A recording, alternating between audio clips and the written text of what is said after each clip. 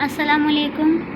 LS2 اور 3 میں آج ہم نے خلاصہ نگاری کے بارے میں پڑھا ہے اور اس کے کچھ اہم نکات جو ہیں اس کو ہم نے ڈسکس کیا ہے۔ خلاصہ کسی بھی سبق، نظم یا مضمون کے نچوڑ کو کہا جاتا ہے۔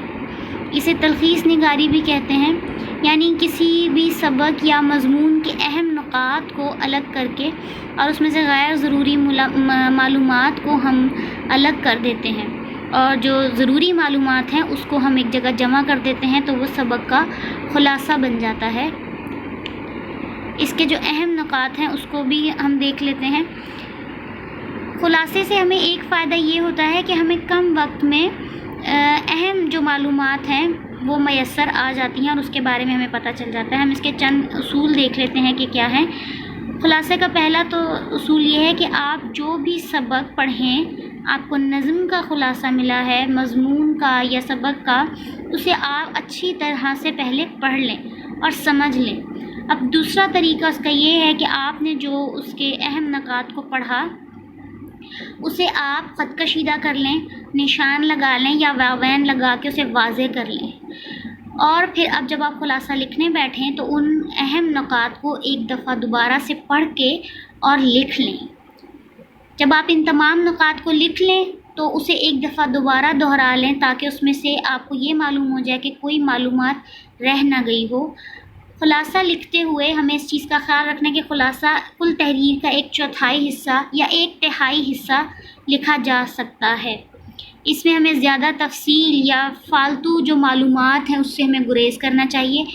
ایک اہم بات اور کہ واقعات کی ترتیب کا خاص خیال رکھنا ہے۔ ایسا نہیں ہونا چاہیے کہ جو واقعہ آخر میں بتایا گیا آپ نے اسے پہلے لکھ دیا اور پہلے واقعے کو درمیان میں لکھ دیا اور پورے سبق کی ترتیب جو ہے وہ الٹ پھلٹ کر دی، تو اس طرح سے یہ آپ کے نمبرز پر بھی اس کا اثر ہو سکتا ہے، کیونکہ خلاصہ لکھنے کے لیے ترتیب جو ہے وہ شرط ہے، وہ ہونی چاہیے۔ اگر تو آپ کو کوئی عبارت دی گئی ہے اور اس کا سبق کا نام اور مصنف کا نام آپ کو معلوم ہے تو وہ ضرور لکھیے۔ یہ عام طور پر پرائمری کلاسز جو ہیں اس کے اندر ہوتا ہے کہ اگر کسی سبق کا خلاصہ دیا جاتا ہے تو مصنف اور سبق کا نام پوچھا جاتا ہے۔ او لیولز میں کیونکہ ایک عبارت آپ کو آتی ہے اندیکھی جس کے بارے میں آپ نہیں جانتے، تو اس عبارت میں آپ کو مصنف یا سبق کا نام لکھنا ضروری نہیں ہوتا۔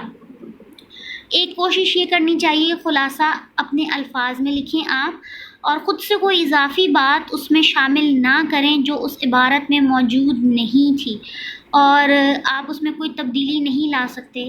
فرض کریں کہ اگر پاکستان 1947 کو آزاد ہوا تھا تو آپ اس کی تاریخ میں تبدیلی نہیں کر سکتے، کوئی ہیر پھیر نہیں کر سکتے، یا اپنا اندازہ اس کے بارے میں نہیں لگا سکتے کہ مجھے ایسا لگتا ہے پاکستان 14 اگست 1947 کی بجائے 14 جولائی کو یا 14 ستمبر کو آزاد ہوا تھا، کیونکہ جو تاریخ ہے اس کو ہم ظاہر سی بات ہے تبدیل نہیں کر سکتے، یا جو اہم معلومات ہیں اس میں ہم اپنے اندازے نہیں لگا سکتے۔ ایک اور ضروری اہم بات کہ خلاصے کا اختتام مناسب انداز میں کریں تاکہ پڑھنے والے پر ادھوری تحریر کا تاثر بالکل نہ جائے۔ بعض اوقات کیا ہوتا ہے کہ بچے خلاصہ بہت اچھا لکھتے ہیں، اس کی شروعات بہت اچھی کرتے ہیں، لیکن جب اس کے اختتام کا وقت آتا ہے تو اس کو بالکل ایک غیر ضروری یا ایک بالکل ایسے جملے پر اس کا اختتام کر دیتے ہیں کہ بعض اوقات لگتا ہے کہ ابھی اس میں شاید اور معلومات ہونی چاہیے تھیں۔ جماعت میں ہم نے جو آج کام کیا، جو صفحہ نمبر 124 دلی جو ایک شہر تھا، اس عبارت کی ہم نے خلاصہ نگاری کی، اور اس خلاصہ نگاری کو کرنے کے لیے جو اہم نکات ہمیں چاہیے تھے وہ یہ تھے: دلی کی تاریخ، اس شہر کی وجہ شہرت۔ آپ بھی اس طرح سے نکات بنا سکتے ہیں تاکہ آپ کو خلاصہ لکھنے میں آسانی ہو۔ اس کی مغلیہ تعمیرات، ملا واحدی کی شخصیت اور کارنامے، یہ ہمارا جماعت کا کام تھا، اور گھر کا کام یہ ہے کہ آپ نے صفحہ نمبر 125 پر عنوان ہے دوستی، اس کا آپ نے خلاصہ لکھنا ہے۔ جزاک اللہ، شکریہ۔